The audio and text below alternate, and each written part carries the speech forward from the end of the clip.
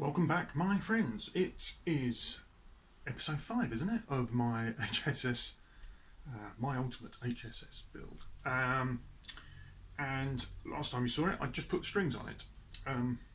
What have I done since then? I put the string trees on. I put the strap buttons on, which I'd forgotten to do. I've put the knobs and stuff on. I'll show you in a second. And I've had it strung up about a day or so. I didn't really do very much with it other than that. I did tweak the truss rod slightly because there was no relief, so I've tried to put sort of proper relief in it and then let it sit again another day. So it's been 2 days since it was first strung up. And today I'm trying to get the bridge a little bit better because I think that's one of the issues that I needed to do. So I'll swivel the camera down and I'll talk about what I'm doing. Okay, so what I've done is the screws along the front, I've not really lowered them enough, so the trick that I have used in the past on this, I hope this works on this one, is essentially tighten the screws just to the point where they bite against the metal and then just back them off slightly. What I do then is essentially the 2 outer screws, the 2 that are under the bottom and the top E, is I lessen them slightly less than I lessen the others, if that makes any sense, which was a trick I forget who I got from, but from many years ago someone suggested that as a way of, it doesn't really turn a 6-point trem into a 2-point trem obviously, but it just gives it a little bit more. If you do use a trem, it removes some of the clunkiness. Is that true or not? I don't know, but I've used it, as I say, on other guitars. I've put trems on or set trems on, set up trems on, and works for me. It's one of those things, isn't it? If it works for you, does it actually matter whether it's true or not, in some respects? Okay, what else I've done is I've tightened the claw up a bit further because once it was up to pitch and everything, the back of the bridge was up higher than I would have liked to have seen for my liking and the way I normally play. So these are useful. My old AA membership cards, they're a 0.9 of a millimetre, which means I've now got 0.18 of a millimetre behind the bridge there. So I've set that. When we tune it up, if they fall out, then I'll need to put the claw further in. I'm hoping that's not the case. What I'm hoping is that they'll still be stuck there, and then you can undo the claw until they come out whilst the strings stay at pitch, which should give you, roughly the float I like. I like a float of somewhere around, 2 millimetres or whatever. So at the point where these just fall out, then that should be roughly where we are, if we're with any luck. Okay, let me quickly tune it up, and then we'll see what happens.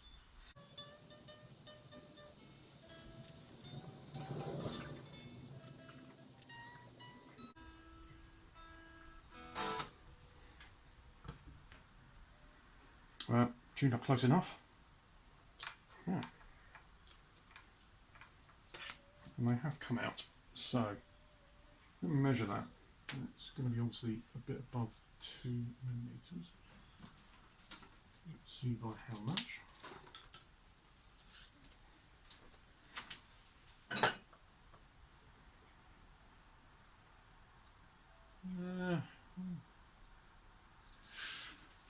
Just a little bit. So what we will try and do is I'll do a quick G2 detune, tighten up the claw, do that again.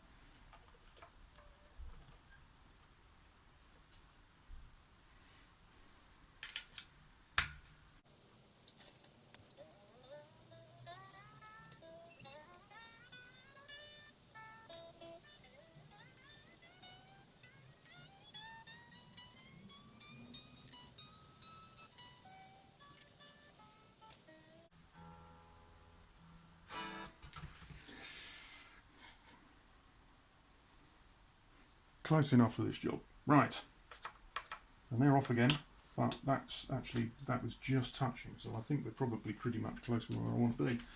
If I'm going to measure this, oh yes, the back of that is almost exactly 2mm. So I think I'm going to be happy with that. I'm going to leave it sitting for a while, check it all out. To be honest, I put the claw in there a lot further than I normally do. Wondering if it's the springs that have come with this particular bridge. It could be because this bridge is quite weighty, obviously, on the top part. Maybe that counteracts against the springs. I normally use 3 springs. It's very rare that I don't have 3 springs in a guitar. I remember once on something, a Squire Strat, taking it down to 2, but that was a bit too floppy, but 3 was a bit too much. It was one of those, I couldn't get it quite in where I wanted it. Whereas the feel depressing that is actually about what I'd expect. I'm not a huge tremolo user, you know, and I don't dive bomb, to be honest. To be honest with me, with Strats, I prefer a floating trem, and I like that. It's more the way that the string then feels and how it plays. I know you have all sorts of people have conversations about Strats that go out of tune as you bend, etc., and that's probably true, but I've been playing a Strat type style guitar since 1974. I've always had floating trems on them. So I'm just used to it, I suppose. That's how I expect a Strat to feel, almost. So anyway, as I say, it's not really for massively tremolo use, it's more for the feel of it when I play it. But anyway, quite happy with that at the moment. I'm going to let it sit and come back and do some other adjustments and stuff. Still got other stuff to do, so setups for me, particularly on a new build like this, I like to leave it sitting almost every time I do something so that everything adjusts, so that you're not fighting 4 things all changing at once. Anyway, that's good. Just going to have a go at doing the nuts. I've recently bought these Hosgo nut files off of Crimson Guitars. Had them in stock in the UK. I've always liked this style, and I've got some StewMat ones, but for whatever reason, the sizes don't brilliantly match the gauge I use, which is 46 to 10. These do. That's the plan anyway, so I was hopeful that these would make life a little bit easier. Anyway, since it's my first time using these, I'll make some comments after the end.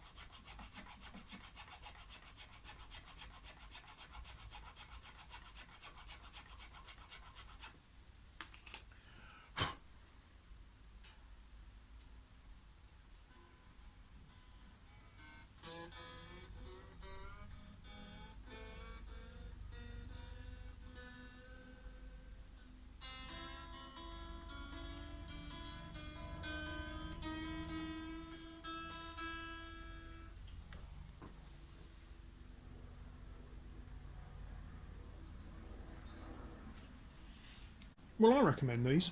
I'm no expert at all this, and this will possibly need looking at again, because I try to avoid making a mistake, so therefore I normally go a bit high and then play it for a while, and then maybe the next changing of the strings I might take it down a bit further.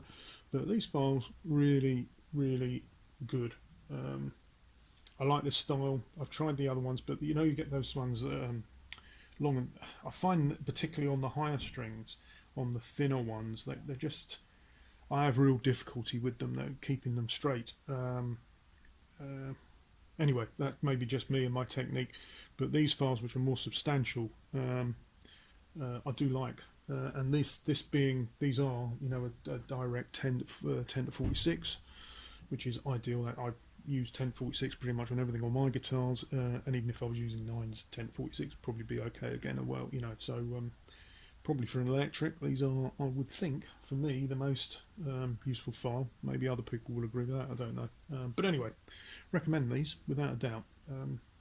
Crimson had them, and had them. There was a sale that Ben was running, so you can get some money off if you know where to look. There's a code on one of his recent videos. But anyway, Horsco nut files, definitely get the thumbs up from Gree.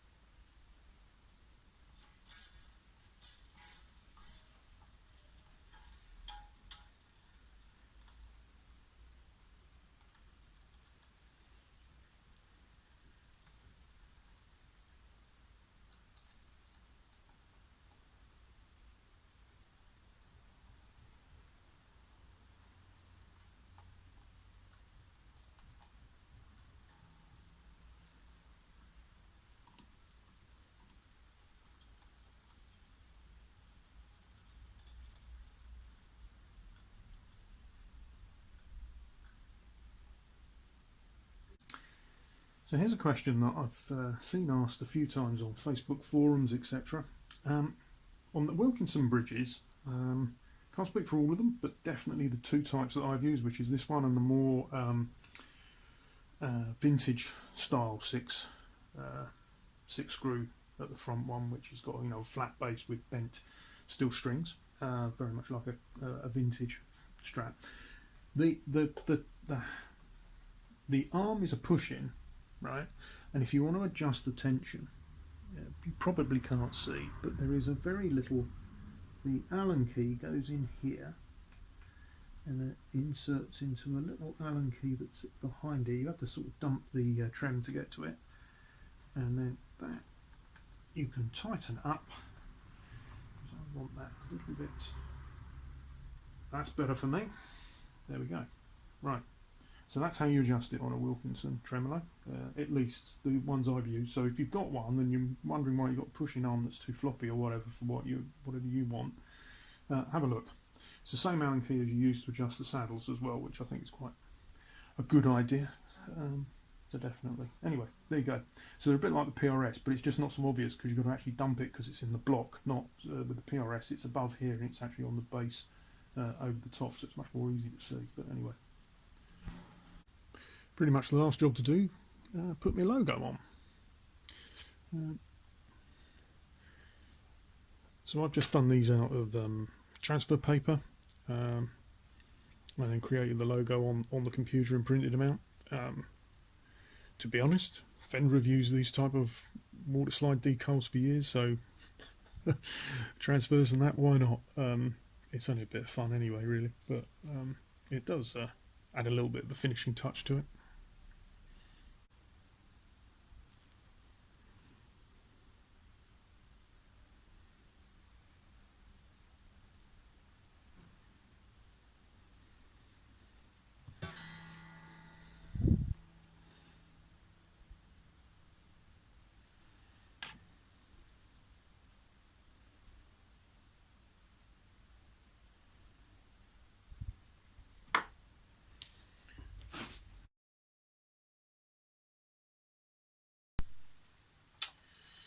So welcome to the sound demo.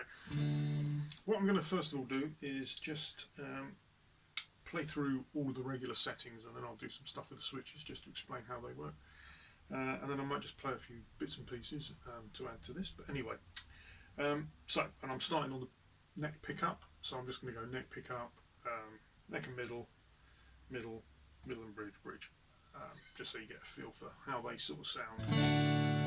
I'm playing through a Hughes and Kettner 6L6 dual 60 watt I have got some pedals on the deck. I might talk about them if I use them at the moment. Obviously I'm going straight in the clean channel, nothing else on it basically.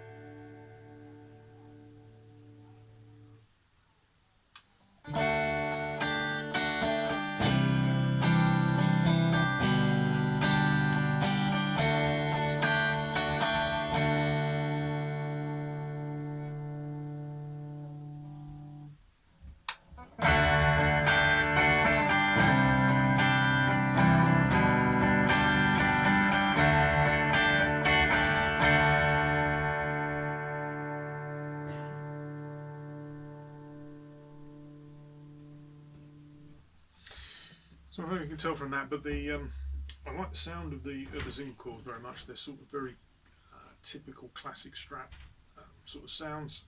The dirty torque is quite brutal, which was part of the plan.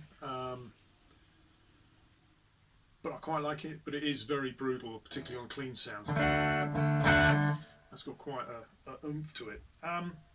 Okay. Let me get reset, and I'll talk about some other bits and pieces. Okay, I've zoomed you in a bit just to explain the switching arrangement I've got. It's a straightforward normal 5-position switch, as you've just seen with those sound selections. Neck and middle and bridge, and bridge. This is the volume control. I've used this is a Burns pot, which I've used before, quite like. They're smooth, they're quite nice. Then what we've got is we've got two tone controls. The way I've wired this is as I've done some other Strats in the past. What I like, particularly on an HSS, is that's tone control for these two pickups, and then that's tone control for the bridge only. Okay, so that's how I've wired the tones. All pots are 500k as recommended by Irongear, manufacturer of the pickups. On the tones pots, both of the tone pots are push-push switches. I like push-push on a Strat because of the sort of the way that the Strat knobs are. Very difficult to sort of pull up. But with a push-push, it is just simple as that. That's engaged, not engaged, engaged, not engaged. So on the bridge tone, when I do that, that is single coil. So I'll do a quick demo of that. This is full humbucker.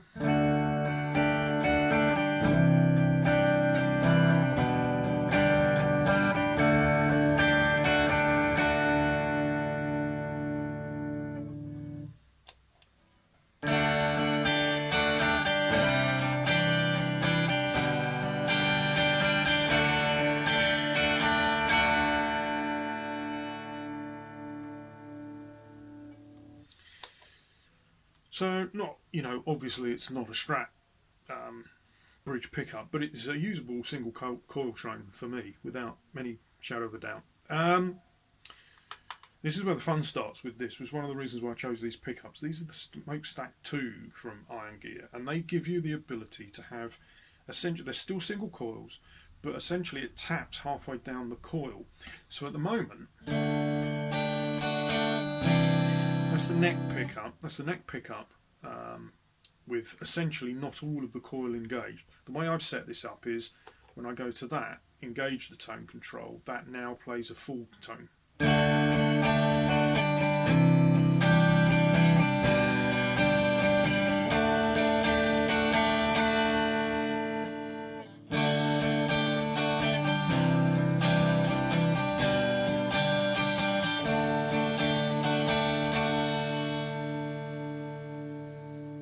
I hope that comes across because, as ever, we're filming on a phone. I'm not got the greatest recording equipment, but it gives quite a bit of a boost. I'll do that again on the neck. First not engaged and then engaged.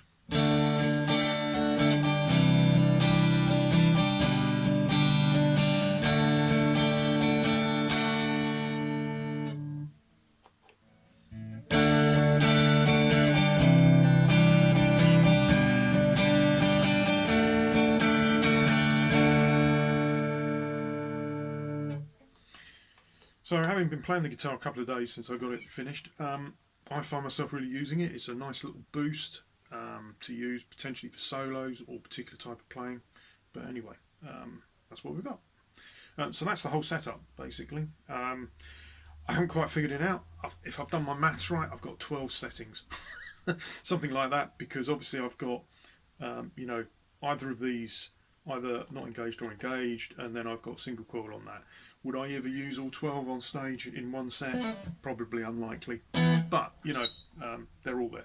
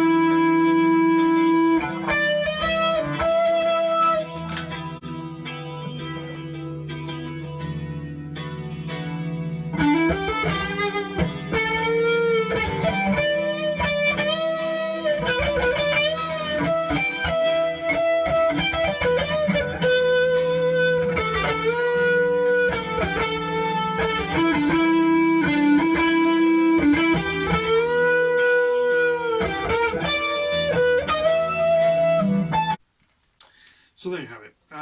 Just a few little sound samples. I'm pretty happy. The only thing I've got a problem with is the bridge. It's not quite tremoloing in the way I would like it to. I'm debating about what to do with that. Perhaps try different spring combinations. I normally always go for 3 and that gives me what I want. This just isn't doing that. It's still feeling a bit too stiff and not quite feeling right. But other than that, that's the only thing that needs a little bit of attention. But I think that with a bit of playing, I can get there. In terms of how it plays and feels, this neck is really, really good. So this came from Irongear, recommendation of Colin over at CS Guitars. He'd used one on a partscaster build. I thoroughly recommend it. It's one of the best necks I've ever bought for a partscaster. They were just under £100, and it feels, it plays. I did do a level and fret and dress on it, but to be honest, I'm not even sure whether I really needed to have bothered. I've had absolutely no issues with the fretting whatsoever. Nut was set a little high, to be expected, and needed, you know, bringing down. Everything else, the Vanson tuners, once again, Vanson tuners, I recommend them off of eBay. Fantastic.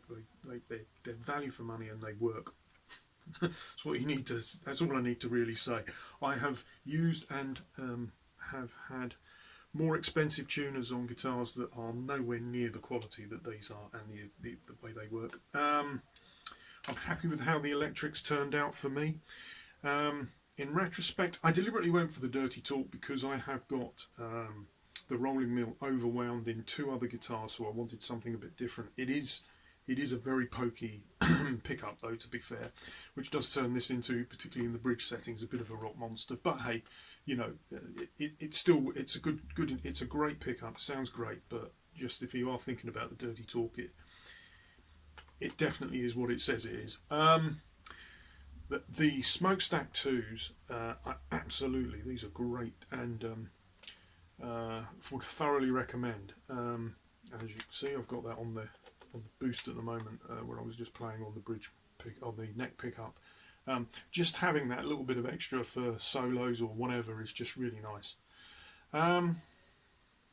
Yeah, so my ultimate HSS. And I think we're pretty much there. I really do like it. I like what it looks like, I like how it feels, and I like how it plays. Most in, like I say, the tremolo exception. But I think I can get there with another bit of a fiddle. Next time I change strings, I shall have some fiddling with that, put some different springs on it perhaps, and try that. But yeah, thanks very much for tuning in. To all of the likes, subscribe, and all that stuff. I'm supposed to say that because I'm on YouTube. But anyway, just to point out, I don't make any money on my YouTube videos. I purely put them up there for fun. Every single supplier I have mentioned in all of these, I've had no kickbacks whatsoever. I've purely bought everything with my own money, and it's my own honest judgments that I give to you from. So there you go. But anyway, thanks very much for watching.